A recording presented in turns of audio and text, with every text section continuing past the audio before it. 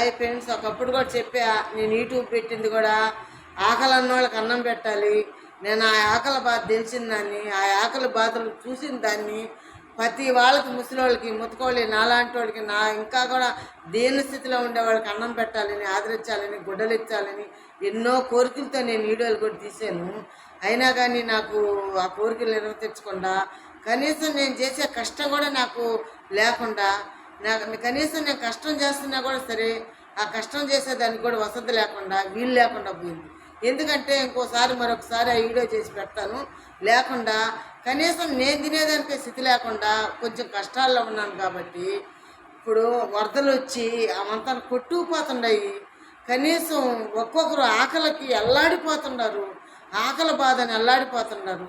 కొంతమంది యూట్యూబ్లు తీస్తున్నారే కానీ కొంతమందికే అన్నం చెందుతుంది, కొంతమందికి అన్నం చెందటం లేదు.